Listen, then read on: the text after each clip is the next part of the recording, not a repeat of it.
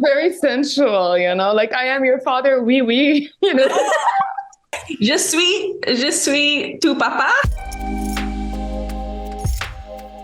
Recording in progress. Hello, everybody. Hello, everyone. Today is a new episode, and we're going to start with answering a few questions that we had from our Instagram. If you haven't followed us yet, follow us. Link everywhere. There was one question that we forgot to answer. It was is Cantonese a dying language? Oh, is Cantonese a dying language?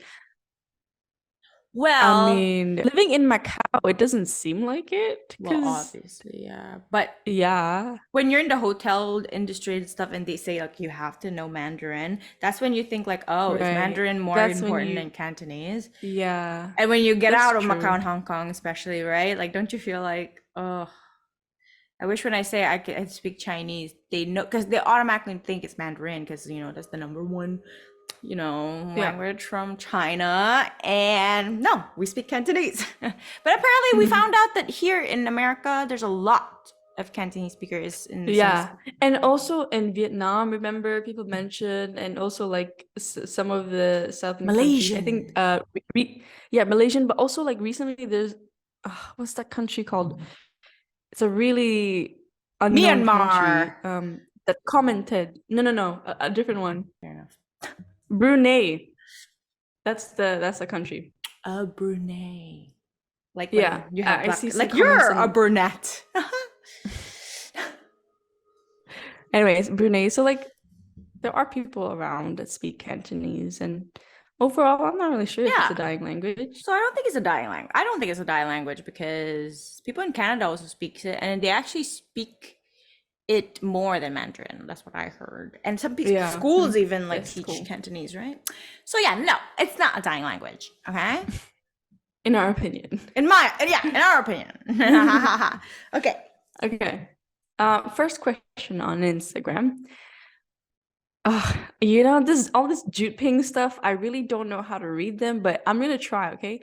What is the difference between Ute Go and Ute Jet? And when is it applicable? Ute Go spelled YUTGOW. And then Ute Jet YUTJET. Go, you go. Sorry, but we don't know what you're saying. Type it in Chinese. Like Google the Chinese words and tell us, because we actually know the Chinese words more. Okay, next. Yeah. Okay, next. People look at us and think this will be better than Chinese words, but no. Chinese characters, please, because we are from Macau and we went to Chinese schools, okay? Not English. A lot of times it's hard for us to tell what you're spelling, what you're trying to. Yeah. Anyways, okay. Next question. Well, not a question. This one says, no questions. Just love your Cantonese content on TikTok. From Brunei. Oi say leia. Brunei. Thank you. Brunei. We just learned where Brunei is. It's somewhere near Southeast Asia. So super cool to have you guys following us and loving our content, and we're really grateful for that. Yes. I love Would love to get to know Brunei more. Yes. Yay. Okay. Next question. What's your comfort food in the States when you miss Macau? What is it? Oh, raw shrimp. I know it's Thai, the Thai raw shrimp. Yeah. But I had it a lot growing up in Macau, like with my family. And so whenever like I Can you eat them in America? There is this one spot that by me, like by the gym, is like 20 minutes away, but like they have and they call it shrimp ceviche, but it's sanha. Yeah, I know.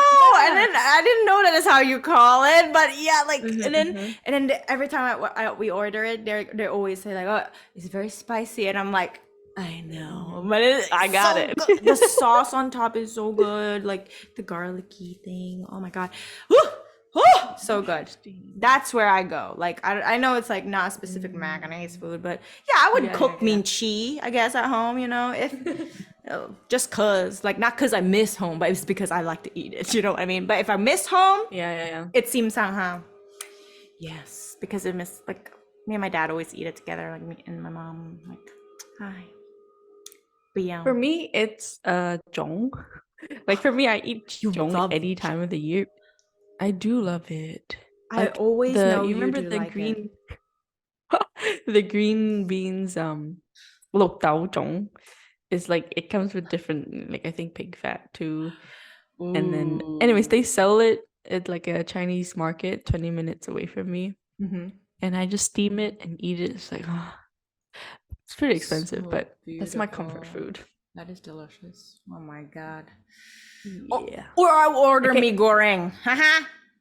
That's like Oh, unhealthy. That's the simplest. Yeah. Yeah, But because it's good. every time we go I Circle think it's like the K and best ramen. 7-Eleven, yeah, it is the best noodles ever. ramen. Indomine, baby, mee goreng. Because we eat it all the times from 7-Eleven or Circle K. And then now we're in America, Circle K and 7-Eleven are gas station stores. And you're just like, what? Yeah.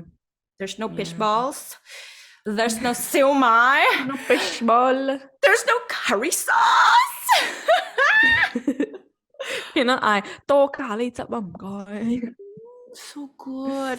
Ah, I miss. Okay. Next. Are you guys multiracial? Very multi. We're both of two, guess so half Sri Lankan, half Filipino. Half Brazilian, half Filipino. I don't know how many times we have to say it, but yeah. We both are one half Filipino. Yeah, we're both one half Filipino. So this podcast is one Filipino, half Portuguese. Whoa! I said Portuguese and so Brazilian. What the hell? It's okay. Speaks I'm not part of the Portuguese. rivalry between Brazil and Portugal. I love it. And Sri Lankan, okay? Yeah. So we are multiracial. All right. Okay. Next. So why did you leave Macau and choose the US? It's funny We how had a like similar people say it's funny like people say that like why did you choose US like everybody has a choice, you know? Like to go to It's the like US. I mean because maybe it looks like we wanted a better life so we left Macau and came to America. Maybe that's what most people do, right? This is crazy.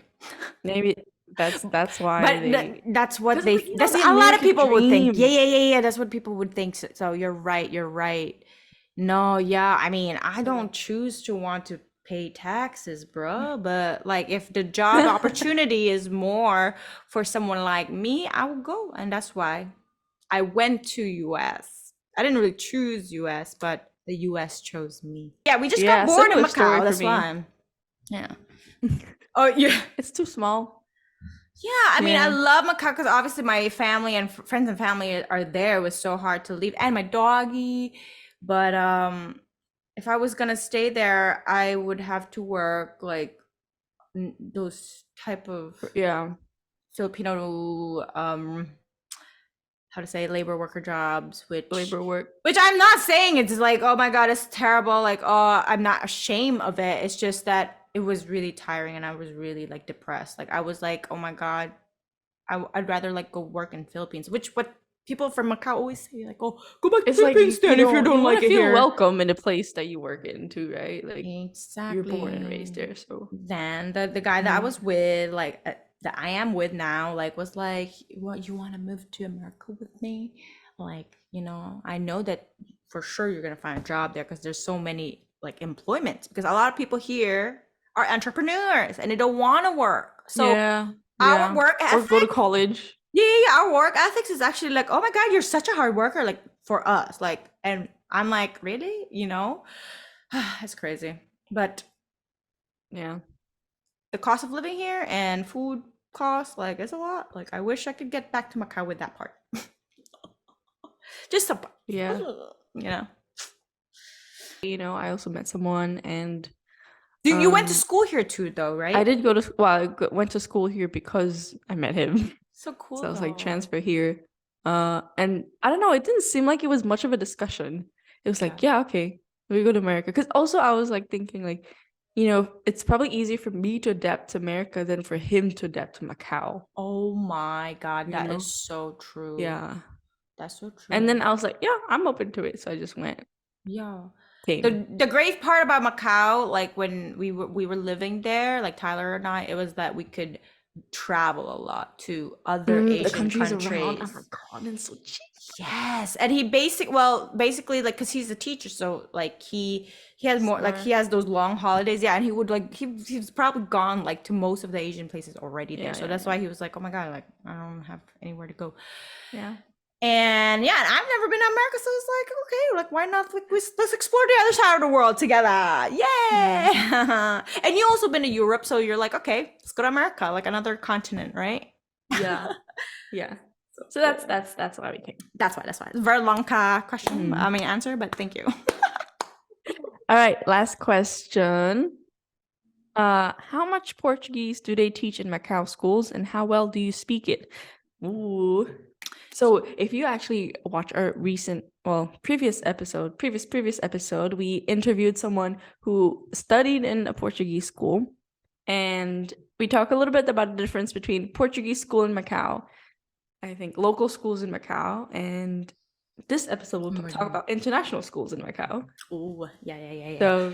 So the Portuguese school, they do teach everything Portuguese, like how Portugal does it, but for normal schools, as public in any schools? Other schools, right? Because not local schools teach Portuguese too. Yeah, local schools teach Portuguese as a secondary language. Yeah, so like maybe 3-4 times a week we have one class. Every day? Is it every day? Feels like it's every day. Maybe 4 times. But it's so easy. Like the stuff easy for us because we know the Roman language. It's like Spanish in America.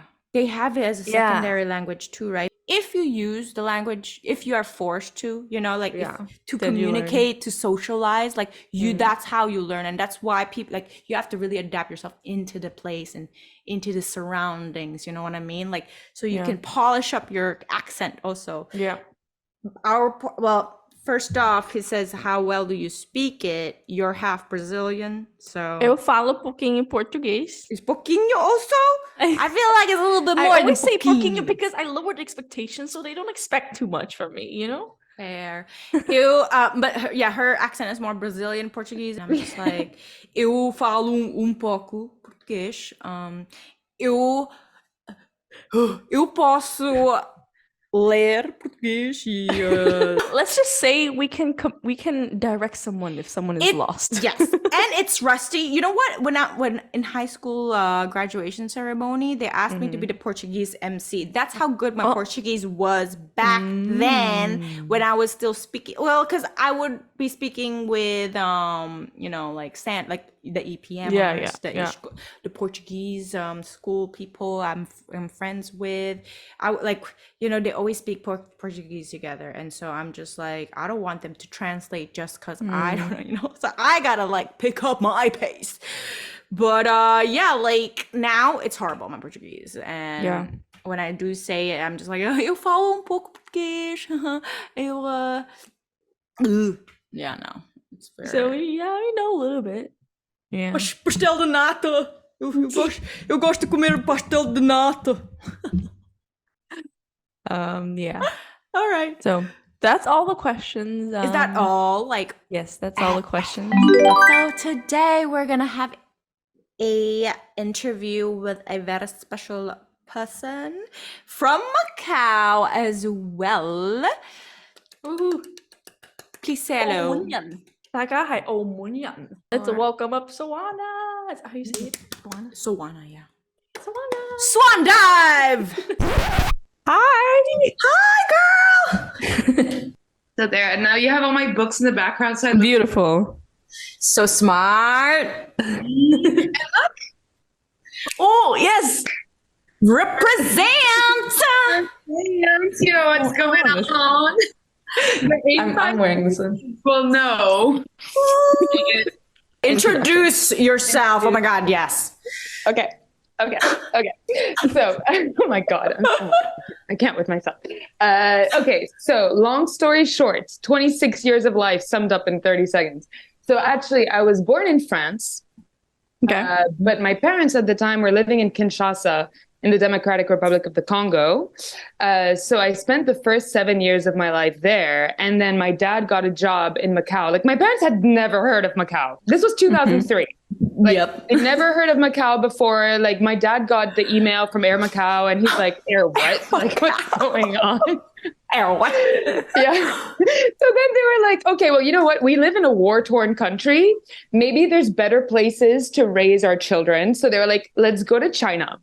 And I was like, it's not China, it's Macau. Well, I didn't know. Now, yeah, I know, right? That's so I true. didn't know at the time, but I came to learn, you know? So we moved to Macau when I was 7. And it was so weird, man, because I didn't speak any English. I obviously didn't speak Cantonese. Only French? Only French. Oh. And so I show up and then I'm like, okay. And my parents are like, okay, well, you have to learn English. And I'm like, why? I didn't ask for this. Like, I know, right? Yeah. So then they put me in an English school. And then when I started to learn English, they were like, okay, now you have to learn Chinese. And I'm like, Mandarin, like, Cantonese. Mandarin. They're like, Mandarin is the language of the future. So they were like always super hard on me for me to learn Mandarin. But the funny thing is that we weren't allowed to speak Cantonese in school. So that's like one of my biggest regrets, because it feels like, you know, like being raised in Macau and having such a strong emotional attachment to Macau, but not being able to speak the local language, like it makes me feel like a fraud. But I mean, it's not my fault. It's the school. It's the school. That's fair. That's fair. Because you're supposed to speak more English and more Mandarin. Yeah, it was only English and Mandarin that were accepted. Like legit, if they heard you speak Cantonese or any other language, like you could get detention or get like detention. That is very China. Yeah. Yeah. I don't know if it's still the case because I feel like they relaxed a bit when we got to high school, or maybe it's just we stopped caring. That's true. But yeah, like, so that's how I ended up in Macau, stayed there until I was 18, and then left to Taiwan to study Mandarin because Mandarin is the language of the future. So I was like, okay, I'm going to go study Mandarin for a year. And then I got a uni offer from a school in Paris. Ooh. And I was like, why Paris? Like, I'm like, okay, just like, the thing is that I'm French. I have French parents, but up until that point, I had never lived here. Like, it was only both your parents are French. Both my parents are French. Like, I would come here for the summer vacations. My grandparents lived here. I had family here, but I didn't have a life or anything. I didn't have any friends. I only knew my cousins. Like, we rarely saw each other. So then but the program for that school was the one that fitted what I wanted to do the most. So I was like, okay, I'm going to try Paris. Let's see how it goes. Worst case scenario, if I don't like it, I can just apply to like an English speaking country or something. Because also I did all my studies in English, right? Yeah. So my French, like I only spoke French at home and with my grandparents. And the only French cultural, let me turn off my WhatsApp. Ugh. The only like French influences that I had was from the one French channel we had in Macau and my parents. There's a French channel? I don't think I'm aware of this. It's Which TV5 Monde. TV5 Monde. It's amazing.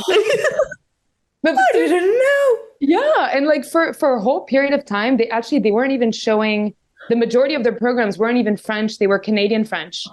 So like I was like, when I would go back to France and speak to my cousins, like I would throw Canadian French words in there. And they're like, what the fuck are you talking about? I'm like, wait, you don't say this here? Like, what's going on? That's crazy. It's great. And then so I came here for uni, and it was like, I think you were speaking about it in one of your episodes a while back about reverse culture shock. Yes. So like you go to a country that's technically yours, but you've never lived there, or you only experienced vacations there. So then you're like, what's going on? That's what with our sketch car when she went back to Hong Kong. Yeah, I love her. I love her drawings. They're so cute. So cute. So cute. So yeah. So I stayed in Paris for 3 years. I got my undergrad, and then after 3 years, I'm like, I'm done. No more French. No, but seriously, the thing is that, okay, I had a great experience in my uni. It was fun, but like there's this whole thing about like being a TCK and then moving back to your country. And I felt like I had to adapt my personality and like downplay so much of me, which was, you know, this girl that I was in Macau and in Taipei that literally had no problems being who she is because everybody was mixed or everybody had a similar type of experience. But then coming to you had to be French only. Exactly. It was like, oh my God, I remember one day, this I will, like, on my deathbed, I will remember this. So it was when they did that spin-off of Star Wars, I think Rogue One. or Yeah, the new yeah. Star Wars film was coming out, the Force Awakens or something. And so I arrive at uni, and in the common area, my friends are all sitting there. So I go to meet them, and then I say in French, I'm like, have you seen the latest Star Wars trailer? So in French, it's like, est-ce que vous avez vu la dernière bande-annonce Star Wars? And then they make fun of me because I pronounce Star Wars the English way. So they're like, oh, Star Wars, Star Wars. And then I say, what would you prefer? I say Star Wars. Like, what the fuck? Like, What is the French way? Star Wars. It is. Star Wars. it's Star Wars, but then those are for the kids that are relatively woke. But then for the pure, hardcore French above all, it's La Guerre des Étoiles. Oh my god. La Guerre des Étoiles. Is that the star and then the wars, like translated? Yeah. Oh, It's the War of Stars. Say it again. La Guerre des Étoiles. La guerre des étoiles. Des étoiles. Oh. Very sensual, you know, like I am your father, oui, oui, you know. Je suis tout papa. Good, tu parles français? Très bien. Look at that. Je suis ton père. It would be like more formal, you know, like because they didn't know each other that Your papi. Papi. well. Yo soy tu papi. I just speak Spanish Oh again. my God, I love it. But yeah, so like it was this whole period of adapting, like trying to figure out my personality in French, Yeah. trying to like still keep a form of attachment to English. Like luckily, I was part of this debating association in English. So it was like at least once a week, I had like 2 hours of just speaking English. And I had some friends as well that were also TCK. So like we spoke in English. So like I found a way around it, but it was a whole period of adjusting and like trying to get to know your country and who you are in your country. Yeah. So true. But yeah, but then anyway, after 3 years, I was like, yeah, okay, I can't study in French anymore. This is too hard. So I'm going to leave. I'm going to go pack my bags. And I went to Amsterdam. Ooh. They had, so the unis there, most of them. Oh, Oh my God. Hold on. Love. Okay, he's guarding the door. She has a dog too. Oh. Koba, tu viens? He's gonna make a guest appearance. Viens là. Always. Oh, Hello. Don't, okay, no, don't lick the face. Don't lick the face. I always let Not them the- lick I the did- face. I'm like, lick it. I did my makeup. You don't want to take Oh. any foundation. That's No. fair. That's fair. You know. But yeah, so then where was I? The master's in Amsterdam. So I did my master's there because it was in English, and I was like, okay, thank God, I can be smart again. It's funny because it's like the opposite for me, and I feel like Yasmin, like because well, I went to University of Macau, which is like a local school, so it's like I kind of was lucky. But don't you think like if you go to like an English school, like after a Chinese school, you gotta like kind of learn like the book words for certain things, Yeah. right? Like when you went to Santa or Rosa. even like historical or like TV show stuff. Like in English, we don't know those words. Maybe we know them in Cantonese because we grew up learning Cantonese, right? And then it's almost like we're stupid. Why didn't you know this? Did you go to school? Like we did, but we knew them in another Chinese. language. Yeah. In chemistry, math, everything. Like so, like I sound like I'm dumb because I don't know stuff like from 5th grade or something. But it's like I know the Chinese word for it. Exactly. Oh my God. But then people, I swear to God, like, and it's not just like learning the words. I feel like it's also learning the way of thinking. Way of thinking. That is one thing. And like learning. And yeah, and the worst thing is that people think you're stupid because you don't know a word. Where it's not just like, it's not that you're stupid. It's just, you know the word in another language. So it makes you smarter. Duh. Yeah. Duh. Like some people are like, oh my God, that's not how we say it. It's like, this language is spoken in multiple countries, with different cultures. Like obviously there's going to be different versions. And it's like, I hate it when it go like, that's not how you say it. Or like, that's not how you say it. It's like, how about you be more flexible with your mind and understand me without commenting? The world does not revolve around you. You're not Duolingo. Go away. That's just a little green owl like coming after you, and it's like, it's pronounced aluminum, not aluminium. Like, Oh, that was the biggest thing I had coming to America. I'm like, oh yeah, can The you say aluminium? US. And he's like, what did you say? Aluminium. God, the US and UK English is so stupid because they go so hysterical when you just say like, and it's a synonym. It's not like, oh, it's a UK US thing. No, Perry. No, that's my dog. It's okay. That's the thing, because a lot of people like to be like, oh, if that's not right, then it's wrong. Like, it's like black and white. But honestly, like, language is very gray, okay? And Exactly. I mean, especially with the slangs now. I mean, no cap. I mean, Oh my that's... God. Dude, I cannot understand the next generation. I would tell them, look, I'm 27. I don't speak your language. Can you speak? But yeah, the UK and US English, like, people gotta chill about that. Yeah, like, if you understand it, you understand it. Don't have to make a comment about it. They like to laugh because they want to feel superior. Like, that's why people do that, you know, like correcting people. It's like, it's not that. It's like, shut the fuck up. You're not Duolingo. Yeah. You know, a kid did that to me in a bookstore just last weekend. And I was like, okay, I'm like 1 meter taller than this kid. I'm stronger. Don't do it. It's a crime. If I hit him, it's a crime. Like, I'm like, straight to jail. But like, so I was looking for a book, which is called Six of Crows. So I was with my cousin who speaks French. So I was telling her, if you see this title, she doesn't speak English. So I spelled it out for her and I said SEX, which in French is SIX because E and I is and then this kid looks at me and he goes, no, it's SIX. And I'm like, SEX. I was pronouncing it in French. And then he's like, wait, are you speaking English? And I'm like, bitch, shut the fuck up. Like, you learned the numbers in school and now you think you can school me? Like, no. Then I worked in Amsterdam for a year and then I was done. And then I was like, I'm going to move back to Macau. But guess what? It was 2020. Oh, COVID. Stupid COVID. Quarantine. Yeah, that was my question. I was like, why are you still in Paris? I don't know. I don't know.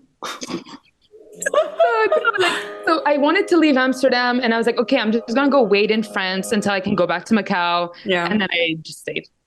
Nice. Because at some point I had to find a job and it's just everything, like things in Macau weren't opening up. So I was like, okay, well, I had an opportunity. So now I work as a social media manager, which is so fun because I get to write copies and I get to like help out. Like if we're doing a campaign for a brand, then I'm like, okay, like people ask for my opinion and I'm like, yes, I want to do this. Yes. Then my boss will say, that's nice, but we could do it better. And I'm like, okay. I feel the same. I'm a graphic designer, so it's like, you know, for the marketing like company. So it's fun. Yeah, you're right. It's just fun, and that's something like Macau doesn't have like that you can do, right? Like that's one thing. That's why that's one of the big reasons why like I like working here, but I do miss Macau. You know, obviously. Yeah, in terms of like job opportunity, because when I was there over Christmas for the first time in 3 years. So I was shook.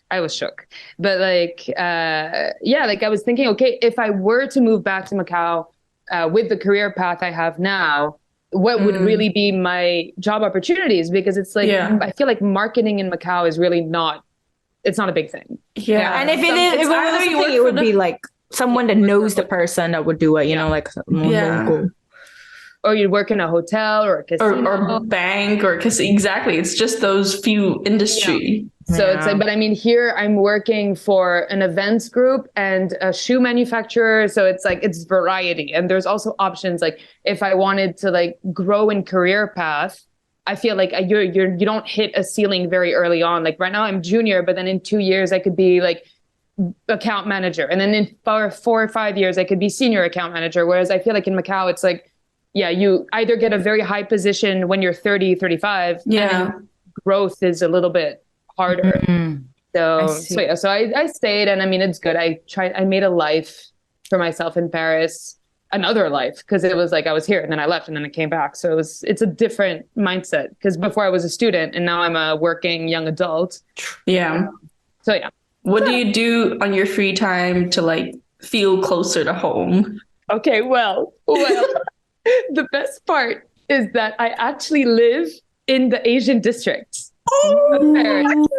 So if I want to feel closer to home, I walk 500 meters and I have one of the best dim sum restaurants in Paris that tastes like home. That's even better than us. Like I live in New York, so I have Chinatown, but that's still like an hour. Like That's still an hour away, and she's in the same state. And she's worse. She's in Florida. There's no like nothing. My nail lady that speaks Cantonese, surprisingly, she was like, oh, there's not a lot of Cantonese people in Florida. Like and if you want like good Asian food, like you would have to go to like Fort Lauderdale, which is an hour away, like with traffic. And driving that, like people don't realize that America is huge and like roads are wide. Like if you want to go buy garlic in a supermarket, you would have to drive, and people don't just buy like some groceries. They buy like a whole, like we go to Costco wholesale in bulk, buy bulk because that's cheaper, and it's like you don't have to go like big trips because it's very far, which I'm so like not used to. I miss just walking downstairs to buy garlic and like chili, you know what I mean? Oh bro, I'm so jealous though, you living in the Chinese it's amazing. Just the other day I went to a dim sum place and I was like, I just whispered, and my husband heard me, and he's like, I said like, oh, I wish I lived here in Queens. Queens is kind of like a like a very packed city, a dense city, and most people don't want to live there, but just for the sake of the food and the convenience of getting good Chinese food and not oily stuff, That's important. It's so important. Like that's so cool. Like, because here, like where I live, it's really like it's where the first wave of immigrants from China settled when they came to Paris. And then you had like obviously you had different waves and stuff. And because of course the popularization of Chinese food. So now you can find Chinese restaurants all over the city. And where I work, it's like an hour away from my place. It's a city just outside of Paris. And one day for lunch, I wanted to get something, and there was this one Chinese restaurant, and I ordered, and I was like, it taught me to never order Chinese food outside of Chinatown ever again. But the funny thing is, it is so different. Even though you're like maybe 30 minutes to an hour away, it's so different. It's so different. Like it was all greasy and gross, and I'm like, I don't even remember what I ordered, but like they put it was like something like Cantonese fried rice, and they put peas in there, and I'm like, excuse me. And then it wasn't even char siu. It was just like ham. How dare you? How dare you? Like, how dare you? Insulted. I was so insulted. How dare you insult char siu that way? Yeah. They did it so dirty. Like, it was so rude. But no. That is hilarious. That is pretty tough. But, like the good thing also is that I've got obviously like the Chinese restaurants, but then I also have the Asian supermarket. So I can find mami. No, I can't find mami, but I can find lo mein. Like goreng, like those are good. And then like all these other like some snacks that we had in Macau, and aloe vera drinks, which I love. Yakult. Yakult I haven't seen, but maybe there's a Korean supermarket nearby, so maybe I should go look there to see if they have Yakult. Ooh, Korean, I love it. Oh, every time I see something Korean. I don't even know when was the last time I had Yakult. I think maybe we have H Mart here, which is pretty big. It's like a Korean Mart. Well, they sell Korean, Japanese, Chinese stuff. Yeah, they have everything, even Hong Kong. Like, oh my God. Yeah. They even have like the VLT. And I'm like, oh my God. No, don't. So cool. Yeah, they do. And I was like, that's so, and it's in New Jersey though, like so far. New York also, right? Or Yeah, I have H Mart like 10, 15 minutes from me. So that's a good part. One thing about like America is that their Asian American food is good, but it's another thing, right? It's obviously. Yeah, and the way we like miss our like Macau food is, oh my God, it's so cheap. It's in the street, like the street food, the one in the hole in a wall type of thing, like gamle, the where you have to know Chinese to actually ask, like to order. Like that's that's or you yell out the name. Yeah, so you have to go to Chinatown to even be resembly like a little closer. Yeah, to feel that. But like when I watched Crazy Rich Asians when it came out, and I have never been to Singapore. And obviously the movie, it's a rom-com. It's very sweet. There's all those like romantic moments, and like other like normal people will cry at like obviously the proposal or the wedding. I cried at the night market scene. I'm not even joking. I cried because I was like, oh my God, this makes me feel like home. Like it feels like Taiwan. It feels like Thailand. Like, oh my God, it feels like all these street snacks that we would get. Yes. Dude, Singapore have these like food halls, like in the night markets. Like they just have all types of Asian cuisine and it's delicious. Oh my God, I bought like skewers. Like I had like so much barbecue and it's like, No, it's just the food, like the food just doesn't compare. And plus Asian food here is exotic, so it's like pricier, you know, but you know it's cheaper, like the ingredients. Yeah, that's why, like, so I like, since I never liked cooking, I fucking hate it. But like, ironically, like moving to France, which is renowned for its cuisine, has taught me to cook Chinese food. You just have to. Yeah, you have to. If you want good food, you've got to make it. It's more worth it. Yeah, it's true. It is. Yeah, the only way and like cheaper way too, or like if you buy, I don't know, like but like things like you know, like zhong, like the ones wrapped in like banana leaves, sticky rice, kind of like looks like even things like that. How do you? There's so much effort to make, and like you need a whole, I don't know, like even chang fun. Like how do you take, you know, char siu, chang fun? Yeah. How do you make the curry sauce for the fish ball? That's what I want to know. Yeah. Like I feel like there's some things you'll never be able to learn, but like if it's a basic dish, like maybe like a fried rice or something, like first of all, you don't put peas in them. Right?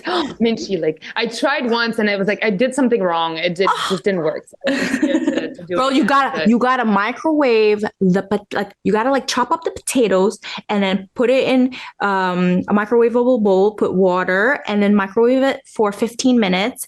And then do you have an air fryer or just fry that? Fry that. And it will be so soft in the inside and like crunchy outside. It's like, oh my God. Okay. I'm gonna when I rewatch this, I'm gonna like take notes. Beautiful. This is gonna be like a cooking podcast. Like, I know, right? If you want to make Cantonese fried rice, don't put peas. There you go. Don't put peas. There you go. There are some like cha chan tang in Macau that would put peas, and because it's from the the bag. Like a bag. Yeah, those frozen bags, peas just always come with it, right? Like it's peas, carrot. Yes. Yeah. So some places you ask like, like I always ask that, and they're like, because it's in that thing. I think the worst was the lack of char siu. Like I was so insulted. Like that's for sure. I mean, no. But like honestly, like I didn't even know the restaurant by my house that does good Chinese food. Like I didn't even know they sold char siu. But like my friend, so I went there with some friends, and then this is my last year in Paris. I've been living here 3 years. I've been going to that restaurant since I was a child. Like, and so she orders porc laqué. And then when it arrives, I saw it and I'm like, oh my God, that's char siu. And then the waiter looked at me and he's like, oh, you know char siu? And I'm like, yeah, I'm from Macau. And he's like, oh, you speak Cantonese? I'm like, I speak Mandarin. And then so we started speaking Mandarin. And he was like, but why didn't you order this? And I'm like, because I didn't know it was called porc laqué. Like, what is this? Like, porc laqué? What is laqué? So now, like, laqué, oh my God. Okay, I don't know how to explain. Like, wait, fork. Google Translate. Because cha, you know? Laqué is like if you say lac, it's hairspray. Laqué is like something that has like that glossy glaze. Glazed. It's like in America they call it barbecue pork, Chinese pork, barbecue pork, and I'm like barbecue pork. Sometimes they go like / char siu, but it's like not a lot of char siu. Char siu. I love it. Amazing. Charred. Because it's charred because it's barbecue. Maybe that makes sense. Like maybe they think like people would associate it. Maybe. That's fair. There you go. Favorite Cantonese food? Go. Oh my God! Stop! I can't. Okay. Top of my mind. Char siu bao. Oh. Char siu bao. Yeah. And then also the things you get in Haksa. The barbecue. Yeah, the barbecue, but like with the soft bun and the honey on the meat. What is it called? This is going to bother me. Like gai pa bao, or I always get the gai pa bao and I'm like, because they can even add garlic. Okay, because it's garlic bread. Oh my God, I miss like barbecue so much. Spicy. You know, I tried to explain once to someone like how Macau has a special like sandwich. It's called 猪扒包. And they're like, oh, what's in it? And I was like, oh, it's just pork and bread. It's just that. And like, just pork and bread. Isn't that too dry? I'm like, I don't know, but it's really good. Like, how do you explain to them it's just pork? Because like they love to put like, I don't know, lettuce and tomato and everything else in there, right? But no, it's just pork and bread. Exactly. And the bun, it's the bun that makes it. Is the bread is called 猪仔包, they call it. Like it's like a big, like apparently like, they cook it like nicely in the bricks or something. Like I don't know, but it's like very fluffy. And then so when you bite into it, like you taste but yeah, you're right. Like just explaining that, like, oh, it's just bread and pork. It's hilarious. Yeah. It's like if you haven't had it, you just don't understand. You know. It's marinated. It for sure it's marinated with something though. You know what I mean? Like I feel like we don't even have to say it. It's already marinated. But here you have like to mention it's marinated. You know what I mean? Yeah. Because then they just imagine literally just like taking like a slice of pork and then putting it, but no, it's prepared. It's a whole thing. Yeah, it's so good. Oh, I miss it so much. Yeah, and then like the little snacks, like even Ribena, like the Ribena candy. Oh, I love those things. They're so good. They're so good. I think in Chinese is 雷奔laplap. Oh my gosh. I tried to order them online. I couldn't find them. So my mom is coming back in August. I'm going to be like, can you bring me like a suitcase? A box of snacks, please. That's what I did when I went to Macau in December and I came back. I had at least 5 kilos of food, just snacks. I would probably do the same. Yeah. I brought like a luggage of presents, and then after I gave out all the presents, that luggage was filled with food, and even like soup base, like tom yum soup base. I even like bought those and made it here. Delicious. All right, Soana, we have less than a minute. So, do you want to shout out anything before we go? Thank you for creating this podcast because it makes me feel like home every time I listen to you, and I love your reels and I love your memes. Oh, thank you. And I feel when I share it, nobody gets it, but I get it, so it's fine. It's okay. We're exclusive like that. We love it. It's niche.